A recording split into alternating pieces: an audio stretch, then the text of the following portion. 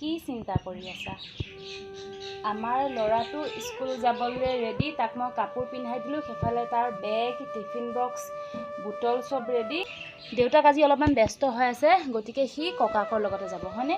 কেমেৰাটো ফ'কাছ হোৱা নাই ভালকৈ। কাৰ লগত যাবা তুমি? মুনুৰ লগত যাবা। মুনু ককাৰ লগত যাব। মই তাক এতিয়া জোতাযোৰ পিন্ধাই লওঁ।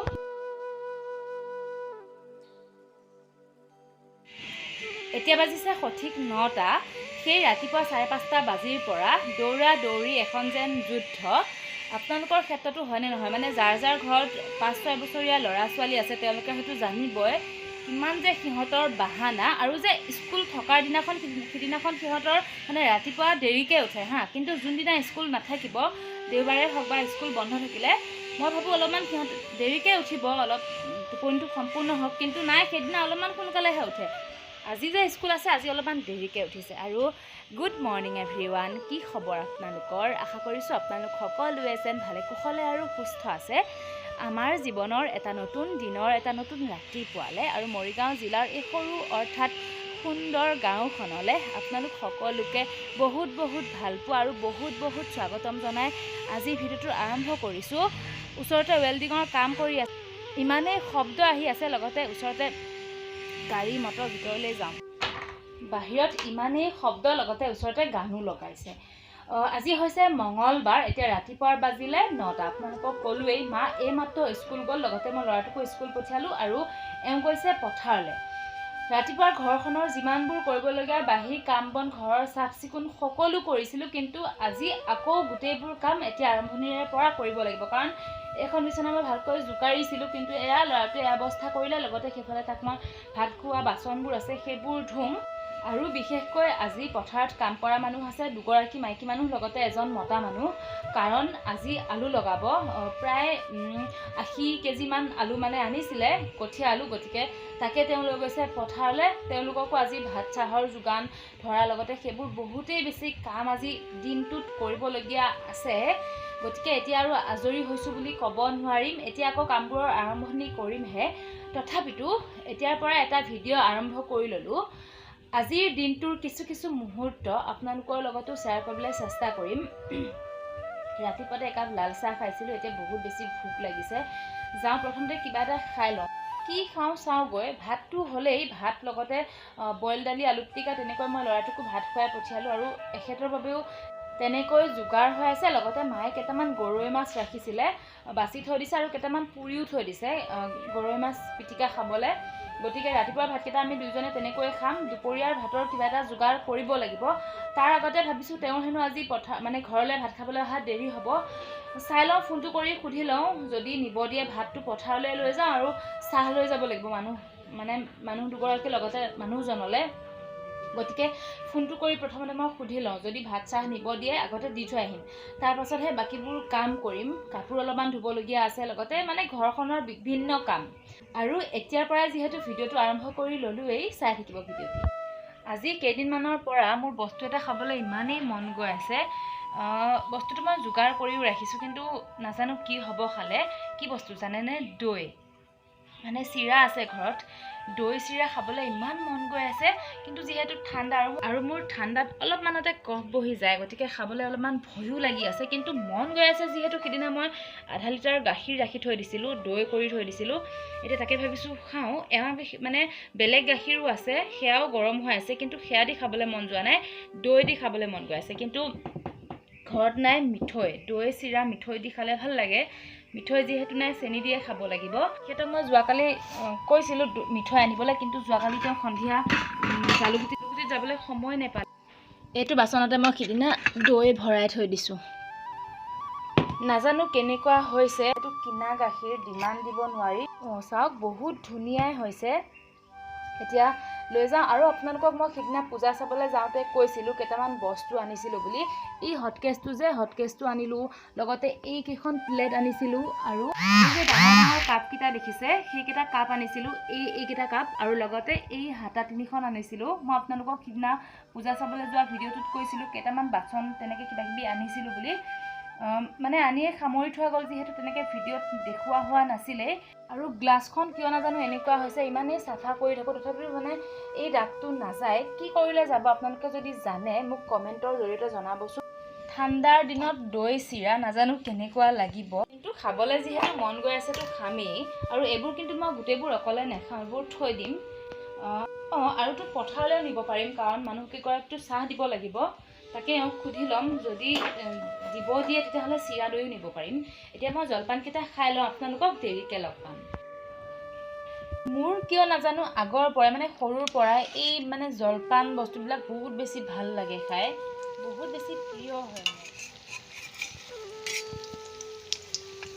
জলপানকেইটা খাই উঠি ইটো সিটো ঘৰৰ কামত লাগি থাকোঁতেই তেওঁ আহিলে পথাৰৰ পৰা সেইফালে তেওঁক ভাতকেইটা খাবলৈ দি এয়া মই চাহৰ লগত দি পঠিয়াবলৈ বনাইছোঁ পিঠা কেইটামান ঘৰতে কেইটামান আটা আছিলে তাকে ভাবিলোঁ কেইটামান পিঠাকে বনাই দিয়া যাওক আটাকেইটাতে পৰিমাণত নিমখ আৰু চেনি দি পেলাই অলপমান বেকিং পাউডাৰ দি ইমানটো পৰিমাণত পানী দিছিলোঁ এইকেইটা বাৰু মালপোৱা বুলি ক'ব নোৱাৰি পিঠা বুলিয়েই ক'ব লাগিব মইতো কেতিয়াবা খৰধৰ হ'লে এনেকৈ মানে পথাৰলৈ চাহৰ যোগাৰ দি পঠিয়াওঁ কাৰণ পথাৰত কাম কৰি থকা মানুহকতো সদায় বিস্কুট দি চাহ দিবলৈ বেয়া লাগে লগতে মই ভাবিছিলোঁ চিৰাকে দিম কিন্তু দুপৰীয়ালৈ হেনো কাম কৰা মানুহ দুগৰাকীয়ে ভাত নাখায় গতিকে তেওঁলোকক চিৰা দিবলৈ দিছে আৰু এতিয়া সেয়ে ভাবিলোঁ এনেকৈ পিঠাকে বনাই দিওঁ লগতে ল'ৰাজনেতো দুপৰীয়া ভাত খাব এয়া আৰু ঘৰতে কেইটামান মালভোগ কল আছিলে মানে ঘৰৰ হয় তাকে ভাবিলোঁ তাৰো 3টা দি পঠিয়াওঁ যিহেতু পথাৰত কাম কৰি থকা মানুহ এতিয়া তেওঁৰো ভাতকেইটা খাই হ'ল চাহকণ ৰেডি কৰি মই ভাবিছোঁ এবাৰ পথাৰলৈ যাওঁ কাৰণ অলপমান কিবা কিবি পাচলিও আনিবলগীয়া আছে সেয়ে এয়া চাহখিনি ৰেডি কৰি লৈ আহিলোঁ পথাৰলৈ আৰু আনফালে চাওক আলু ৰোৱা মানে অলপমান হৈছেগৈ আৰু তেওঁলোকক এতিয়া চাহ খাবলৈ দিছোঁ নাজানো আজি দিনটোত হ'বনে নহ'ব হয়তো দিনটো লাগিবই চাগে আৰু যদিও মই ভিডিঅ'টোৰ এতিয়া বৰ্তমান ভইচ দি আছোঁ কিন্তু মন মানে সকলোৰে বেয়া আপোনালোকক মই ইয়াৰ আগৰ ভিডিঅ' এটাত কৈছিলোঁ আমাৰ আইতা অলপমান গাটো অসুস্থ বুলি গতিকে বৰ্তমান মই আপোনালোকলৈ হাঁহি মাতি ভিডিঅ' আগবঢ়োৱাৰ পৰিস্থিতি নাই ঘৰখনত তথাপিতো যিহেতু ইমান দিন ভিডিঅ' দিয়া নাই গতিকে তথাপিতো যিকণ পাৰিছোঁ তাকে আপোনালোকক জোৰা টাপলি মাৰি দিবলৈ চেষ্টা কৰিছোঁ আৰু এই যে কাৰ্টুনকেইটা দেখিছে সেইকেইটাত যোগিনী বুলি যে কয় হালধীয়া যোগিনী যিটো হয় কেইটামানতো গ্ৰীণ যোগিনী সেইকেইটা মানে মাটিত দিছে কিন্তু কেইটামান হালধীয়া যোগিনীৰ গুটি আছিলে তাকেই দিবলৈ সেয়া মাটি প্ৰিপেয়াৰ কৰি থৈ দিছে আৰু এইবাৰ আহিলোঁ আমাৰ পথাৰলৈ মানে এইফাললৈ ইয়াত আছে জাতিলাওৰ খেতি ইমানখিনি পৰ্যায় পাইছেগৈ আপোনালোকক বহুত দিনেই হ'ল আমাৰ পথাৰৰ ভিডিঅ' দিয়াই হোৱা নাই আহি গ'লোঁ সিপাৰৰ পৰা এইফাললৈ ইয়াত আমাৰ তিয়ঁহৰ খেতিখিনি আছে গোটেই বোকাবোৰ গছকি আহিছোঁ ইমান পিছল গোটেই জেগাখিনি আৰু এইখিনি হৈছে আমাৰ ধানৰ খেতিখিনি মই আপোনালোকক আগতে সৰুটো মানে ৰুওঁতে দেখুৱাইছিলোঁ এতিয়া চাওক পকা নাই পকিব আৰু তলত মানে বহুত বেছি বোকা মানে পানী জমা হৈ থাকে যে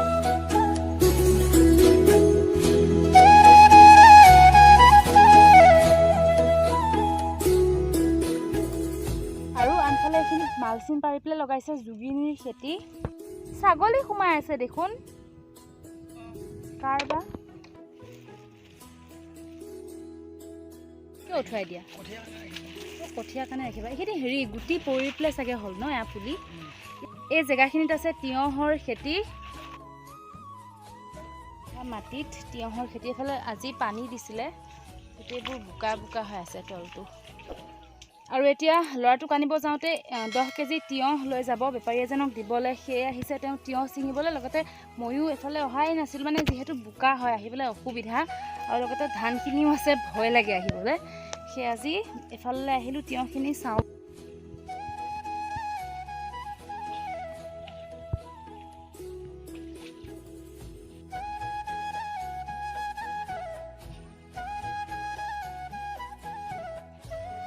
ওপৰত ৰৈ যায় ন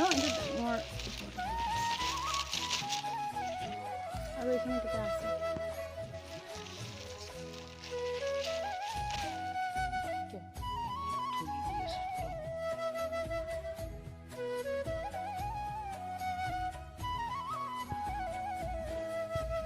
আমাৰ ধানখিনিৰ অৱস্থা চাওক সেইফালে ওখ হৈ আছে লগতে এইখিনি আছে এইখিনি বাগৰি গৈছে হয়তো বতাহত চাগে আৰু বেছি ওখ হোৱাৰ বাবে আনফালে এইবোৰো আৰু এইবোৰ চাওক কেনেকুৱা বোকা ভয়ো লাগে যাবলৈ কিবা ওলাব বুলি। ব'লক ফটাফট যাওঁ ঘৰলৈ। ঘৰৰ কামবোৰতো আছেই, কাপোৰ অলপমান চাৰ্ফত দি থৈ আহিছোঁ, কেইটামান ধুলোঁ, বাকী আছে ভাতৰ যোগাৰ কৰিবলৈ।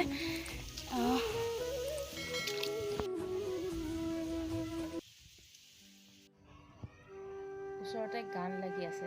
মোৰ কি হৈছে নাজানো, ইমান এলাহ লাগিছে। এতিয়া 4টা বাজিলে আৰু আজি মই ডাঙৰ কাণ্ড এটা কৰিলোঁ। কি জানে, কাতি মাহতনো কোনোবাই দিনত টোপনি যায়নে? মোৰ ইমান আজি টোপনি আহিলে, বহুত বেছি সময়ো নহয়, কিন্তু মানে আজি টোপনি মাৰিলোঁ। সেইটোৱে ডাঙৰ কাণ্ড।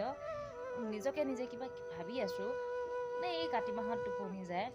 ল'ৰাটোক টোপনি নিয়াইছিলোঁ আৰু তাক টোপনি নিয়াওঁতে মোৰো টোপনি আহিলে। সকলোলৈকে শুভ আবেলি। ইফালে এয়া আবেলি হ'ল, ওচৰতে গান বাজি আছে, নাজানো মানে মাতটো আহিবনে কি। তেতিয়া পথাৰৰ পৰা আহিয়েই চিধাই কলপাৰতহে গৈছোঁ, কাৰণ এগালমান কাপোৰ মই চাৰ্ফত দি থৈ গৈছিলোঁ।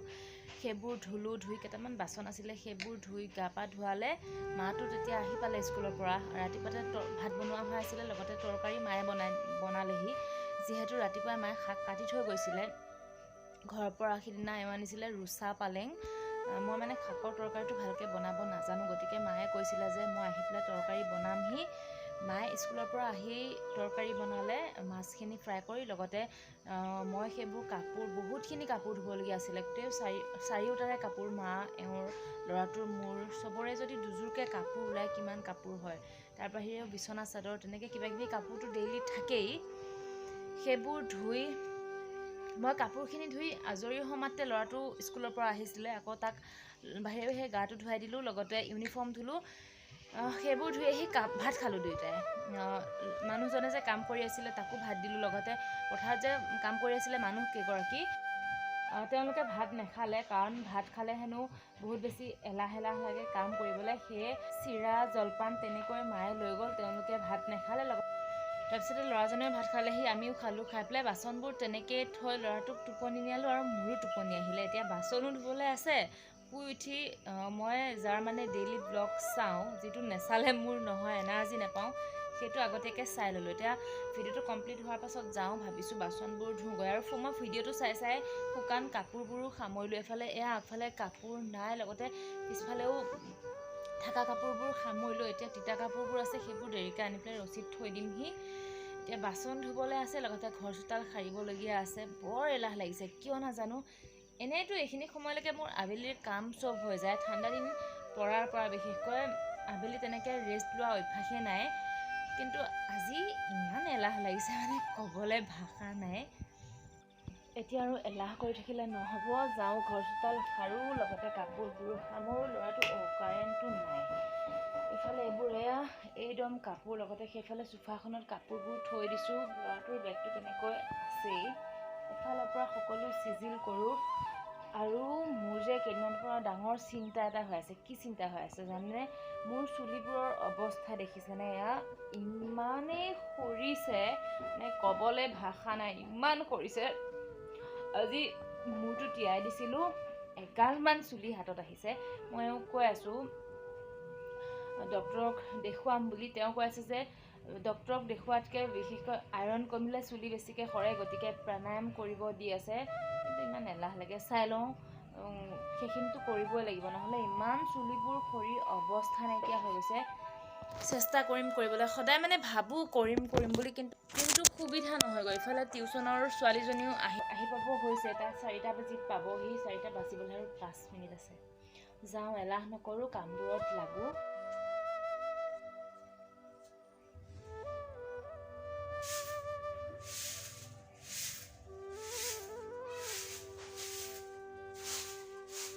নাই, বেছিকৈ আৰু আৰাম কৰি থাকিলে নহ'ব। কামবোৰ যিহেতু কৰিবই লাগিব, গতিকে ভালকৈ মুখ হাতকেইটা ধুই ৰুমবোৰ প্ৰথমতে চিজিল কৰি ল'লোঁ। গোটেই ৰুমবোৰ এফালৰ পৰা মানে শুকান কাপোৰবোৰ সামৰিলোঁ, লগতে বিচনা পত্ৰ পাকঘৰ গোটেইবোৰ এফালৰ পৰা ঠিক ঠাক কৰি এতিয়া এয়া আহিলোঁ চোতালখন খাৰ বুলি, সেইফালে মই তিতা কাপোৰখিনিও আনি পেলাই চকীত থৈ দিলোঁহি। চকীত থ'বলগীয়াখিনি চকীত থ'লোঁ, লগতে ৰছীত থ'বলগীয়াখিনি সেইখিনি থৈ দিলোঁ। এতিয়া এয়া ভালকৈ চোতালখন সাৰি পেলাই যাওঁ, চাহ একাপ বনাই খাই লওঁ। তাৰপাছতে ছোৱালীজনীও পাবহি, তাইকো টিউশ্যন কৰিম, লগতে ল'ৰাটোকো বহুৱাই ল'ম অলপমান পঢ়ুৱাবলৈ। আৰু ভাবিছোঁ আজিৰ ভিডিঅ'টো বহুত বেছি দীঘলীয়া নকৰোঁ, তেনে এটা সাধাৰণ ডেইলি ভ্লগ বনাবলৈ চেষ্টা কৰিলোঁ। আশা কৰিলোঁ মোৰ এই সাধাৰণ ভিডিঅ'টি চাই আপোনালোকৰ ভাল লাগিলে। যদি ভাল লাগিলে তেতিয়াহ'লে মোক মোৰ এই চেনেলটোক আগবঢ়াই লৈ যোৱাত আপোনালোকৰ সহায় আৰু সহযোগিতা পাম বুলি আশা কৰিলোঁ। আনফালে ল'ৰাটোক চাওকচোন কিমান ধুনীয়াকৈ ৰং কৰি আছে। মই ছোৱালীজনীক টিউশ্যন কৰাৰ আঁৰৰ উদ্দেশ্যটোৱে হৈছে ল'ৰাটোকো যাতে অলপমান পঢ়ুৱাবলৈ সময় পাওঁ, নহ'লেতো তেনেকৈ মানে আজৰি সময় নহয়েই। টিউশ্যন কৰাৰ চলেৰে অলপমান সময় উলিয়াই পেলাই ল'ৰাটোকো যাতে পঢ়ুৱাব